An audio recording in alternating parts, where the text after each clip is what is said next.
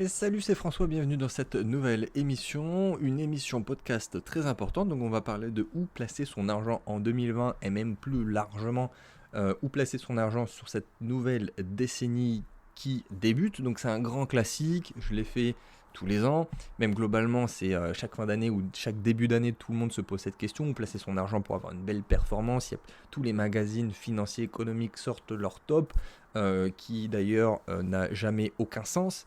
Et tu le sais probablement si tu es intéressé un minimum à l'économie et à notre actualité, on rentre dans une période quand même où il est très difficile de savoir où placer son argent. Donc on va faire le top 3, ça va être vraiment simple. Pour le coup, on va pas faire un top 10, on va faire un top 3, on va l'étayer.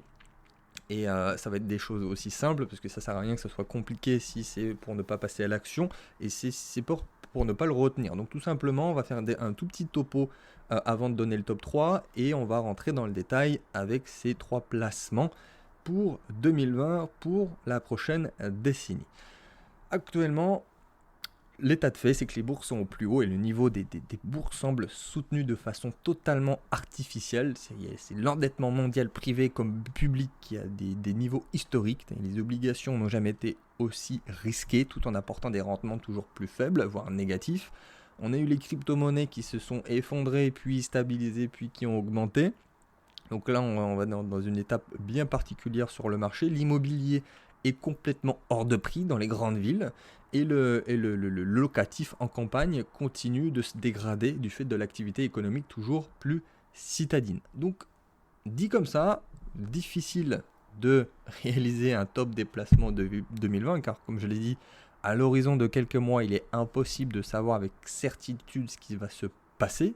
Mais pour moi, clairement, première chose, premier point, 2020, c'est l'année de la dernière chance pour ceux qui ne se sont pas encore préparés à la crise profonde qui nous menace et qui pointe le bout de son nez. J'ai fait pas mal de contenu là-dessus sur le dernier trimestre de 2019, notamment en septembre, octobre, où on avait fait un séminaire assez exceptionnel à Paris sur le sujet, mais où j'avais enchaîné les émissions podcast aussi sur des sujets bien nichés. Mais on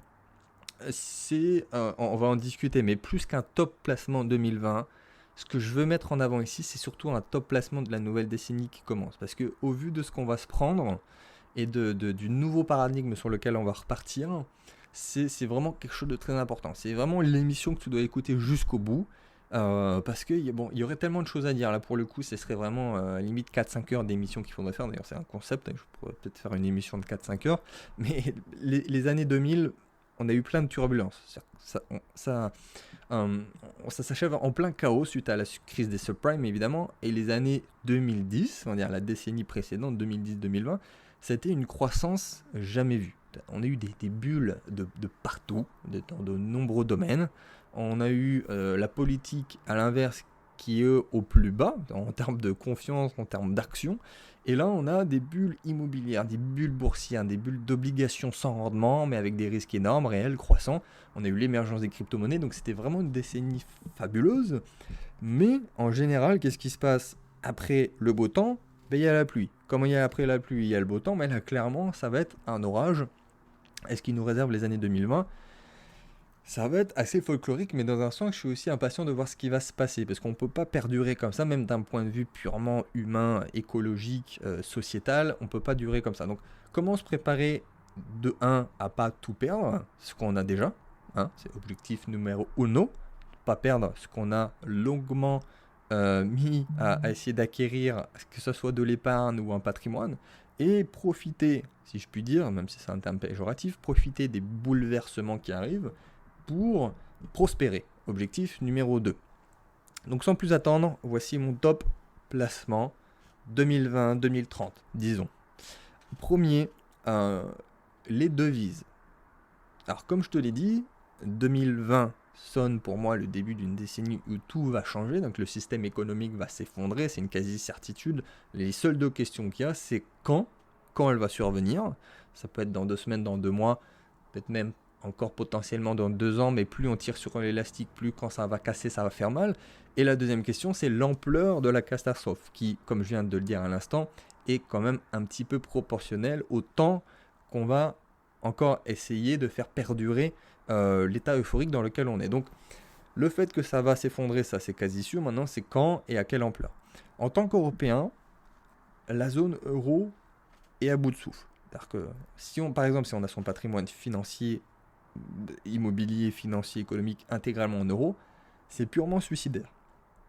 Alors, dès lors, placer une partie de son capital dans d'autres devises que l'euro, déjà, même sans réfléchir et d'avoir un bac+10, ça ça peut constituer une bonne idée, ça peut constituer le placement d'une vie. Tout simplement, imagine que la zone euro entre en hyperinflation et que tu possèdes des devises anglaises, américaines, chinoises et autres, instantanément, tu vas devenir plus riche par rapport aux autres Européens. C'est-à-dire que c'est aussi une question de pas forcément augmenter sa valeur intrinsèque, mais si ton niveau de vie ou si toi tu vas t'enrichir plus indirectement que par rapport aux autres, bah, techniquement tu seras 2 fois ou 3 fois plus riche que l'ensemble des autres Français ou Européens.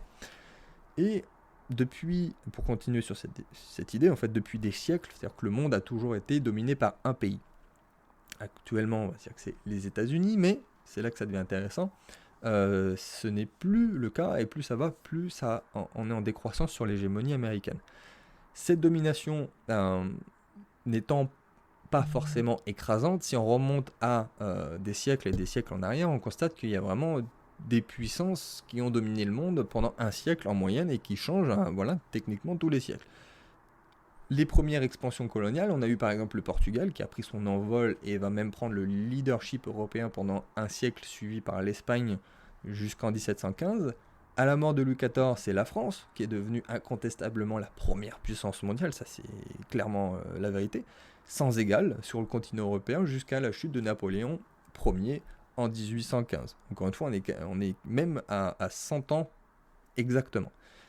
Alors, après, ayant un peu souffert des guerres napoléoniennes, pleines de prestige de bataille de Waterloo et surtout dominant les océans comme jamais, tout ayant déclenché la première révolution industrielle, c'était l'Angleterre. Donc l'Angleterre devient à ce moment la première puissance du monde, malgré la perte des colonies américaines. Sa langue et sa culture se répandent partout, tout comme ses colonies en Afrique, en Asie et en Océanie.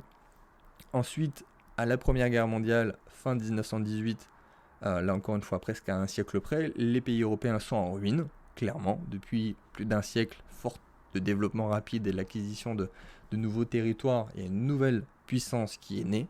De l'autre côté de l'océan Atlantique, évidemment, les États-Unis. Donc les États-Unis vont alors prendre le leadership du monde occidental et malgré de nombreuses tentatives de concurrence. L'URSS, le Japon, l'Union européenne, l'Allemagne nazie, tout cela vont échouer lamentablement.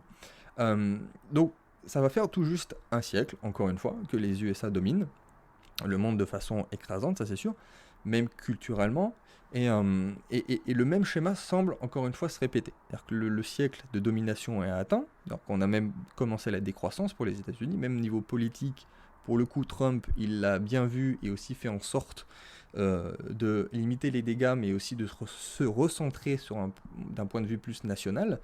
Et les USA sont clairement à bout de souffle. On a une autre grande puissance qui s'éveille depuis quelques années et qui commence à remettre fortement en cause la domination américaine. Alors, tu l'as, j'imagine, anticipé, tu l'as compris, c'est la Chine. C'est-à-dire que c'est le pays le plus peuplé du monde et qui a longtemps été la plus grande puissance mondiale aussi, si on se réfère à l'histoire, hein, mais il y a des millénaires, c'était la Chine aussi qui était la puissance numéro 1, avec plus de 25% du PIB mondial, et la Chine est devenue un géant économique de plus en plus autonome, et qui devient aussi un géant politique, un géant militaire, et bientôt un géant monétaire, ce qui est aussi très très important d'un point de vue économique et financier, c'est que la Chine aussi est en train de devenir un géant monétaire. Alors évidemment, le régime dictatorial facilite la chose, mais c'est une stratégie à long terme. Ce qui est vraiment sympa avec ces Chinois, c'est qu'ils planifient tout à long terme et avec un objectif clair, c'est de devenir la nouvelle superpuissance du siècle à venir. L'Union européenne a pour but, on va dire, avait pour but de prendre le leadership mondial, à la fois par cette organisation, par le fait de créer une monnaie unique, mais si en termes de puissance économique pure, l'Europe reste la première puissance mondiale, elle a échoué. Elle a échoué à créer une véritable fédération avec un gouvernement pouvant prendre de réelles décisions dans l'intérêt du continent. Et l'euro a visiblement échoué à devenir une devise concurrente du dollar. C'est pour ça aussi que je dis clairement, petite parenthèse, que dans 10 ans, l'euro n'existera plus. Aujourd'hui, et pour finir sur la première partie qui est les devises, c'est que la Chine s'engage clairement sur cette voie de domination monétaire. Elle est clairement mieux partie que l'Europe. Alors dès lors, qu'est-ce que ça veut dire pour toi et moi, investisseur, et tu l'as peut-être compris encore une fois, c'est logique en fait. C'est que placer une partie de ton argent sur la devise qui devrait, on va mettre au conditionnel, qui devrait faire jeu égal dans un premier temps avec les USA, avant potentiellement de la remplacer, ça reste, de mon point de vue, une idée plutôt intelligente. Donc clairement, acheter du yuan, pour faire simple, acheter du yuan. Après, j'ai déjà fait du contenu là-dessus, j'ai fait des conférences, ainsi de suite, j'ai une formation là-dessus, mais on peut rentrer dans le détail avec des obligations d'État chinois aussi qui revient au même, en fait, tout simplement que d'avoir des yuan. Mais le yuan, il faut en avoir, et ça va limiter à la fois les risques et potentiellement une idée de prospérité qui devrait arriver par tout simplement cette tendance économique. C'est pas la seule devise qui est intéressante, encore une fois, on va pas développer pendant des heures ici. J'en ai 4-5 de mon portefeuille, et si vraiment c'est un sujet qui t'intéresse, t'as pour le coup ma dernière formation Fin d'un monde que j'avais lancée en septembre qui t'explique quoi faire et comment le faire. Mais là, clairement, aller chercher des devises étrangères et notamment la devise chinoise pour la décennie qui arrive, tu vas me remercier comme jamais. Deuxième placement pour 2020, deuxième placement pour cette décennie 2020-2030, c'est les métaux précieux. Et notamment un. Alors, il y a l'or évidemment qui a récemment refait parler de lui après des années de mise au placard. L'or est rentré dans un nouveau cycle de hausse. C'est signe supplémentaire de crise d'ailleurs qui se prépare. Car l'or, évidemment, c'est une assurance anti-crise, ce qui est même un peu paradoxal parce qu'on a les marchés boursiers qui continuent d'augmenter et l'or qui augmente. C'est assez rare d'ailleurs parce qu'en général, c'est vraiment soit l'un, soit l'autre. Mais là, les deux augmentent en même temps et l'or est reparti sur un nouveau cycle de hausse. Mais outre l'or, il y a aussi ce que je vous conseille, ce que je te conseille d'acheter aussi, c'est l'argent. Alors pourquoi l'argent? C'est que l'argent a de nombreuses particularités que n'a pas l'or. L'argent a surtout un usage industriel très important et en croissance, notamment dans l'industrie du numérique et ou encore du photovoltaïque. C'est des secteurs qui ne font que se développer. On n'a pas besoin encore de faire une étude de marché pour le voir et pour le comprendre. Et en même temps, l'argent métal, c'est une des premières ressources qu'on va épuiser. C'est-à-dire que l'extraction minière est en baisse depuis des années. Et selon plusieurs estimations, d'ici 10 ans, il n'y aura plus d'argent à extraire de la planète. Au contraire de l'or, où on a toujours des nouvelles extractions qu'on découvre. Et ainsi. Donc l'argent, c'est une ressource finie qui aura même tendance à diminuer et de devenir de moins en moins disponible du fait de son usage industriel. Car on rappelle, l'or n'est techniquement pas utilisé, sauf cas très très précis, mais surtout stocké, donc ça ne diminue pas. C'est une excellente raison donc de posséder techniquement de l'argent métal. Et c'est pas la seule raison. C'est-à-dire que l'argent aussi a une tendance à suivre le cours de l'or. C'est l'or qui est le leader, mais l'argent qui a tendance à suivre le cours, et étant un marchand beaucoup plus petit, c'est aussi beaucoup plus volatile. Quand l'or augmente, l'argent augmente encore plus. Et quand l'or baisse, l'argent aussi s'effondre, mais à l'inverse. C'est-à-dire que quand l'or monte, l'argent va grimper de façon beaucoup plus explosive. J'avais fait un article et un podcast sur le sujet d'ailleurs. Je te conseille de le réécouter ou de le relire. Mais c'est plus que jamais nécessaire si tu souhaites savoir où investir ton argent. Ça, c'est encore un autre problème. On rentre dans le comment, dans la technique. Ça, tu te débrouilles où tu vas chercher les informations. Mais autre donnée intéressante aussi du fait de sa petite taille. C'est vraiment, j'insiste là-dessus, c'est un point sur lequel je vois très peu de personnes qui reviennent sur ce sujet-là. Mais le marché de l'argent, c'est facilement manipulable. C'est-à-dire que c'est maintenu à un prix artificiellement bas par rapport à sa valeur réelle. Et bah, tout simplement, encore une fois, c'est logique. C'est quand les manipulations à la baisse vont devenir des manipulations à la hausse, attention au départ. Et on ne peut pas manipuler jusqu'à l'infini. Surtout quand on utilise la chose. Pour finir, pour conclure sur ce deuxième point, l'or nous a donné des signaux très forts qui indiquent qu'on a un nouveau marché haussier qui est en cours. Alors, et qui n'est pas encore le cas sur l'argent à l'heure actuelle. de ce que je vous parle. Donc l'argent commence à frémir, on va dire ça comme ça, et à vouloir s'extraire de sa zone de stagnation dans laquelle il évolue depuis des années. Donc dépêche-toi si tu veux investir sur l'argent métal. La fusée peut partir d'un jour à l'autre, et je te dis que voilà, si tu vas pas devenir multimillionnaire en 2030 en mettant 1000 euros sur l'argent en 2020. Par contre, voilà, je peux t'assurer qu'en cas de crise financière ou dans les années à venir, l'argent devrait monter très très fort. La vraie question, c'est quand est-ce que ça va augmenter et quand est-ce qu'on va taper voilà, la barre des 100 euros de l'once d'argent. À ce moment-là, on aura fait une très très très belle opération. Donc investir dans les métaux précieux, c'est une chose à dire plus ou moins complexe tant il existe des formats différents, mais encore une fois, si tu veux tout savoir, les informations sont dispo. Encore une fois, c'est un point que je développe dans ma formation, dans ma dernière formation Fin d'un monde. Donc si ça t'intéresse, encore une fois, il y a tout ce qu'il faut dans la description. Troisième placement, 2020-2030. Et oui, évidemment, on va conclure par mon cheval de bataille, les cryptos actifs. Donc, comment ne pas mettre les crypto-monnaies en avant, que ça soit d'ailleurs pour l'année 2020, mais que ça soit de toute la décennie 2020-2030. On a eu un crash qui a pu terrifier les novices qui sont entrés dans le marché en 2018, fin 2017-2018. L'année 2019 s'est avérée très intéressante, clairement, c'est-à-dire qu'on est ressorti du plus bas, du bottom, et on va finir, enfin ceux qui ont investi ont fini dans le vert par rapport à ceux qui s'y sont placés en 2018. Là encore une fois, si tu t'es placé en haut de la bulle fin 2017, mais les signaux sont tous là pour indiquer un nouveau cycle de hausse assez astronomique. Donc la question qui reste en suspens, c'est de savoir si on va rentrer dans une longue période de consolidation, ou si on va repartir comme en 14, si je puis dire, on va repartir sur un marché haussier très très rapide, ce qu'on appelle une nouvelle bulle, ou tout simplement on va avoir une hausse parabolique comme on a connu en 2017, mais qui va aller bien plus loin que ce qu'on a connu en 2017. C'est la première étape, c'est déjà d'aller retrouver ce qu'on appelle les all-time high, les ATH, qui a été de à peu près 20 000 $, mais ça on va le dépasser, on va le déplacer clairement. Après ça sera à quel niveau on va s'arrêter.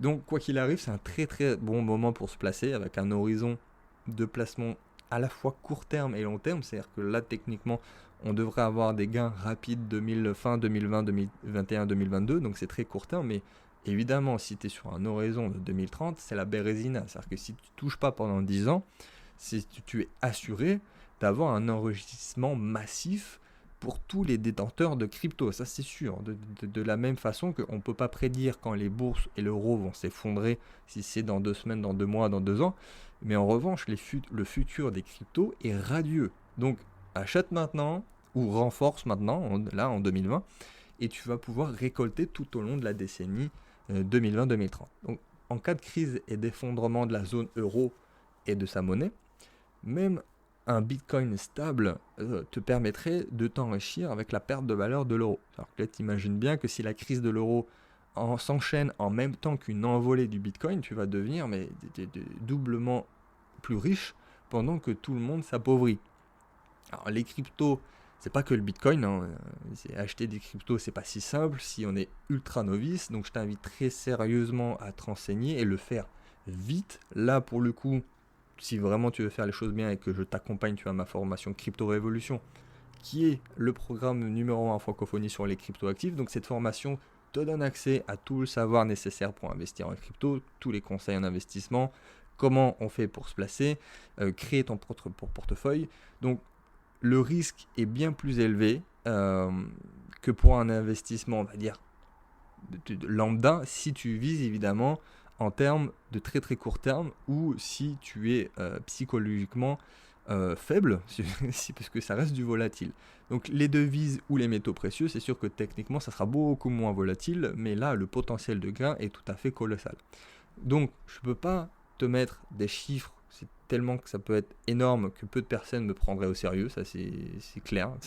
Mais que, si tu crois que le Bitcoin peut faire un x10 ou même un x100 d'ici à 2030, c'est clairement, enfin, le potentiel d'un projet de quelques millions comme ça peut changer le monde. Donc, je te laisse méditer avant de de faire l'achat de quelques crypto-actifs, de faire l'achat de ta vie, ou même de rentrer dans mon programme Crypto Révolution. Mais ces 3 opportunités que je viens de te dire, donc que sont les métaux précieux, les devises étrangères, notamment le yuan, et les crypto-actifs, il n'y a pas que ça, mais clairement, il y a d'autres opportunités auxquelles on ne pense pas forcément, même des choses assez alternatives. Donc ça encore, c'est des choses que j'aborde dans ma dernière formation Fin d'un monde, mais j'aimerais bien clairement que tu passes à l'action après ce podcast. Même si c'est un petit montant, même si tu as l'impression que tu vas subir la chose, ça reste un petit capital, vaut mieux à la fois sécuriser et faire fructifier drastiquement